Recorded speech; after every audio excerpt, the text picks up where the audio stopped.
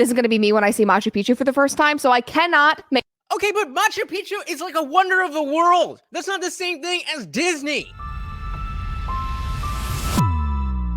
All right, welcome back to the party, everybody. This is Morty, and I am your host, Lutch, aka the Indian Jesus, here to resurrect the second coming of common sense. Make sure you like and subscribe. Let's party! So, we've been talking a lot about how the woke mob is like its own religion, and how religion in general, dogmatic thinking, is not a good thing. Even though there's a lot of good values in different religions, the idea that you will attach yourself to an ideology with absolutely no skepticism and no ability to actually question the authority and the tenets of this ideology doesn't just spread to politics, even though it definitely does spread to politics. Brett Cooper came out with this video about Disney being a religion. And, I was, of the age, I'm 33, so I'm of that age where Disney movies were a big part of my childhood and childhoods of people around me. And then as they got older, then there was a whole cohort, a whole mob, a whole religion, of people who continued to make Disney a huge, huge part of their lives. And I didn't even know Disney World was like this, but it really, really underlines the point. So here's how much we spent at Disney day 2. So tickets and lighting lane, $870. That's just off rip. $800. Okay. 2 of 5. Headband, $130. A mediocre breakfast at Hollywood and Vine cost us $223. Crazy. Then we headed over to Toy Story Land, and even with Lightning Lane, we still only got to ride one ride. Ice cream was $25 and popcorn was $16. Then over at Galaxy's Edge, 3 lightsabers cost us a whopping $800. $800 for 3 toys. I'm sure you can get the same toy at Walmart for $25. They also no longer hold them for you until the end of the day. Plus, different airlines have different restrictions when flying home, so we opted to ship them to us for an additional cost. Okay, $40 for shipping, not terrible, but, on top of everything else. Whew. Every ride had a 120-minute wait time, so we only got to ride one ride in this section of the park as well. We tried... So that's 2 sections. They've gone to 2 sections of the park, spent over $1,000, and have ridden 2 rides. The infamous blue and green milk, and had lunch at Backlot and funnel cakes at Epic Eats. $44. Photo Pass was an extra $170 for cell phone quality pictures. And finally, we had dinner at Planet Hollywood. Factoring in our nightly hotel rate of $997 brings our total to $3,758. $3,758 for one day at Disney World. What? Who has that kind of money to spend on Disney as an adult? Like, I get that this person, has kids, and that, like, obviously, kids want to go to Disney World. I'm not, hating on going to Disney World in general. I'm just hating on Disney World in general for being that expensive. For 1 day! 1 day out of 5 that they are there. Wow. So, wow. So, let's say you're spending, it's almost $4,000 a day. Let's say one day you get something extra. That'll knock the average to $4,000 a day. That's $20,000 for this vacation, not including travel. $20,000. And they only rode one ride in every section of the park. The caption of this video is Disney is one of the worst scams in modern history. And there were a lot of comments, people being like, well, you can save money by doing it. It doesn't, you can save money a lot of ways. You can save $100 by doing this, that, and only spend $3,000 a day. What? How does that change the message of what we're talking about here? At all. I'm sure that you can do Disney cheaper and more cost effective, but the fact that you just go to Disney and you waste time and you walk around in an insanely packed, crowded, humid park, and you can't even get on a ride, and the only thing that you can do is just spend money on their mediocre food and their corporate gross products. Yeah, and the comparison I have in my mind is Six Flags Great Adventure. It's in, I don't know how the other, Great Adventure or Six Flags, I forget which is the parent company, but, theme park. They have roller coasters, all that kind of stuff. So, similar kind of thing. But you can get, a season pass for, $100. And, the lines were kind of long, but usually in one day, you maybe 4 or 5 rides. You spend some time hanging out, walking around, seeing the people, enjoying the weather, all that kind of stuff. Not terrible. The food was very expensive, but not $30 for popcorn or whatever it was.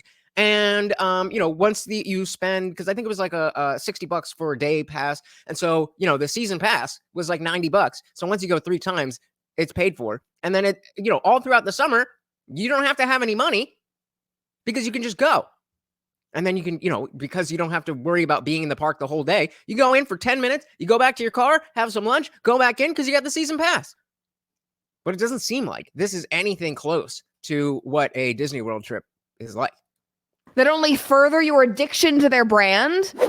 That's the scam. And maybe it's because I wasn't raised around it. I have no nostalgia about this whatsoever. Like, I like the older movies, the OG animated, but not even that. Like, that does not make me want to go through this. Like, seriously. But I love that all the top comments under this video were based, like this person said, you could consider taking that money and spending it somewhere that they aren't trying to sexually indoctrinate your children.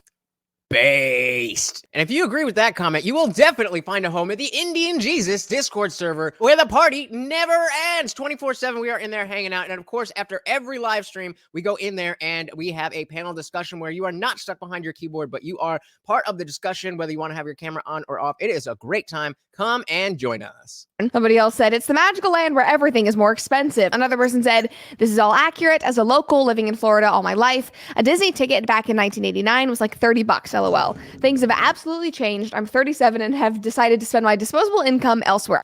Yeah, so for $30 for the day, and then maybe some expensive food, that's all right. You got to make your money, do whatever. But $4,000 in a day? I'm literally speechless. I mean, that's very similar to what my mom says about Disneyland in California and why they used to have season passes. Like, they would go all the time, and it was not expensive. It was like, a little fun detour because they lived in Orange County. These days, absolutely not. I mean, even back in 2000, she decided not to do that. Hannah Cox said, my parents were quite conveniently boycotting Disney throughout most of my childhood, and while they blamed it on the Southern Baptist Church, I now think it's because they were financially illiterate. Makes sense. Like, oh yeah, we can't go there. They're bad people, or maybe we're just poor.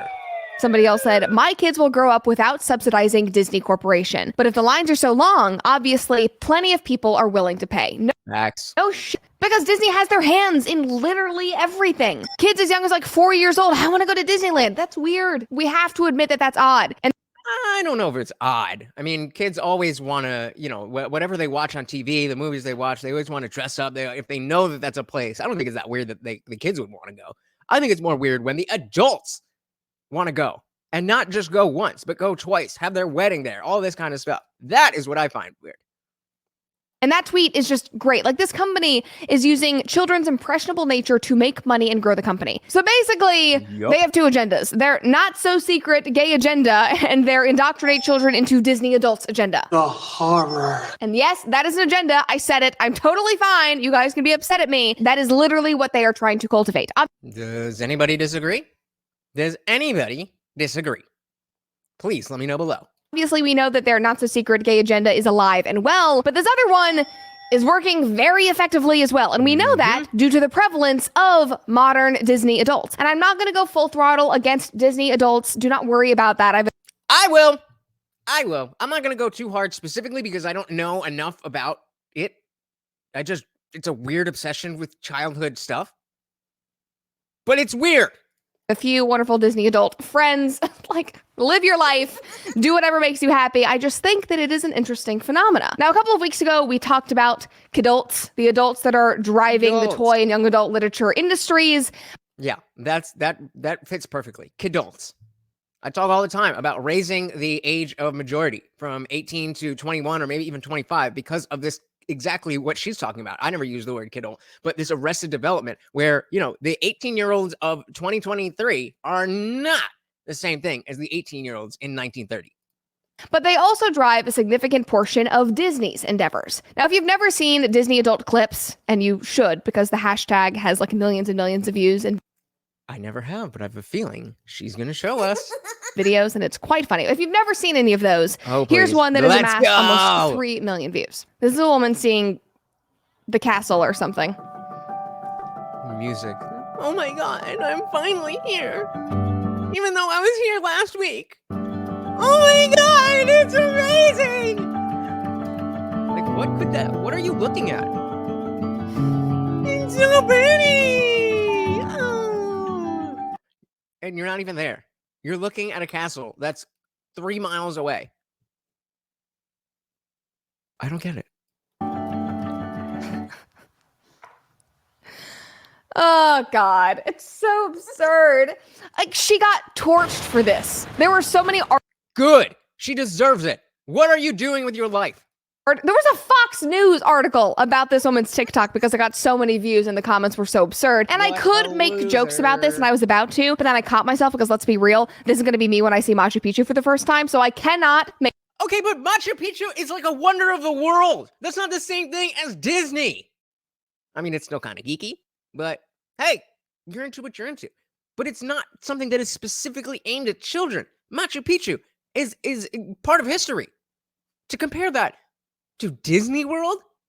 Nah. Make comments about this because then a video of me will come out like sobbing, standing next to an alpaca at Machu Picchu, and you'll be like, right, you weren't being consistent, so I'm not going to make fun of this. No, I disagree. You cry with your alpaca, girl, and give these Disney adults hell. Because those two things are not the same. yes, Exactly. I know that they're not the same, but but still, I would feel bad. But I did see this story last week that threw me off, and I think that it is a good description of these Disney adults more than just like a random woman like crying in front of the castle. Disney does not allow costumes for adults. If you're under the age of 14, you can wear costumes, you can dress up, you can wear masks, but adults who go to Disneyland cannot dress up or be in cosplay. I love that they had to make this rule. I love that they had to make, because you know that the issue isn't just that they're in costume. You know that the issue is that somebody was just getting overzealous and did something weird or did something like that. And so it had to be a rule. I would love to know. If you know how that rule got started, please let me know in the comments below, because that would be amazing. I didn't think that was a big issue, but apparently it has really rubbed people the wrong way. Here's a Washington Post article about it from last week. Disney parks ban costumes for adults. These fans have a way around it. Beast. Like, adult fans lose their mind over this because they can't go to a theme park in a princess dress. What is wrong with you? That's stupid. Seriously, Yes, they started doing something called Disney bounding, where they color coordinate their normal people outfits to match their favorite Disney characters. Beast. So it's like the real life outfits of these characters. And for some reason, multiple articles have been written about this in the past week. I don't know, maybe it was trending. It was very, very weird. Here's one, Snow White. But anyway, it's just like, I mean, I think that's actually a little bit creative and fun. I think that's cool. I don't see anything wrong with that. But the amount of thought that you would have to put into that to be like, okay, I've got to skirt these rules. Like, if that's just how you dress because you love Disney, I actually don't necessarily have a problem with that because it's just real clothes that's inspired by, something else. I think wearing the costume is way more cringe than just dressing like that. I actually think that's kind of cool. Like, let's can we get that picture up? Yeah, like this is. I don't see anything wrong with that. I think it's a pretty cool interpretation. I don't see anything wrong with that. We got to be fair. We got to be fair. Snow White. But anyway, it's just like, it's a bit much. It's taking it a bit far. I'm just saying. There's somebody tweeted, there's adults who watch Disney, and then there are Disney adults. That's true. An important distinction. A New York Times writer posted this in February, and I thought this was an interesting conversation starter, and the thread was really, really interesting. Helen Rosner said, "Is there any academic scholarship about the phenomenon of Disney adults? Please tell me some sociologist out there is getting tenure for their work on this."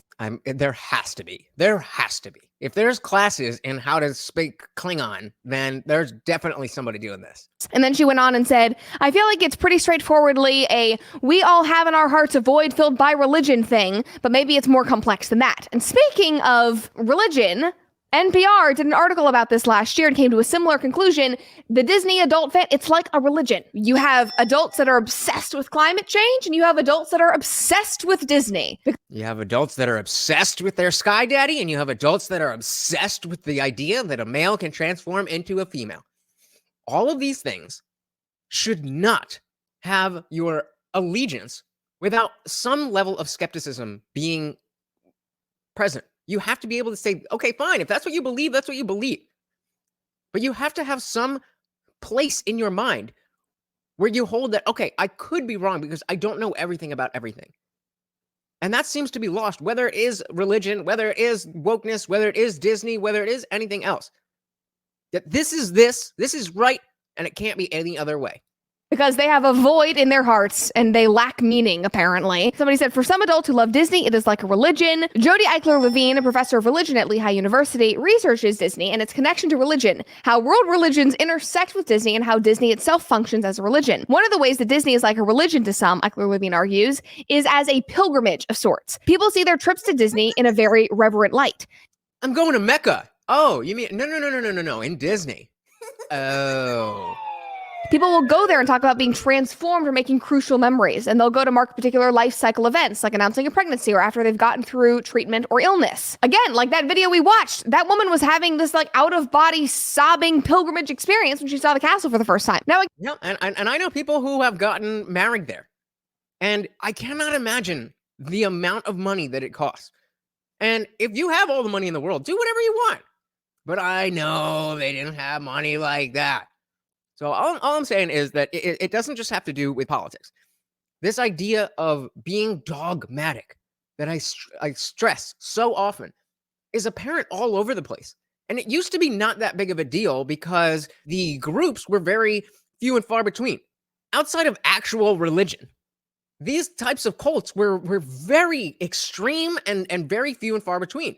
But now everything is turning into that, and people are so desperate to cling on to something without question. They want something bigger than themselves that they don't have to think about. And that sounds amazing. That sounds beautiful. But unfortunately, the real world is not that simple. And you actually have to continue to think about things, including the things that you believe and maybe the things that you don't believe. So let me know what you guys thought in the comments below. Thank you so much for hanging out with us. Once again, this is Morty, and I have been your host, Sludge, aka the Indian Jesus, here to resurrect the second coming of common sense. If you're still here, let me know that you are made it to the end of the video by commenting Morty in the comments. Make sure to check us out live every Monday, Wednesday, Friday. Until then, guys, we are out of here. Peace.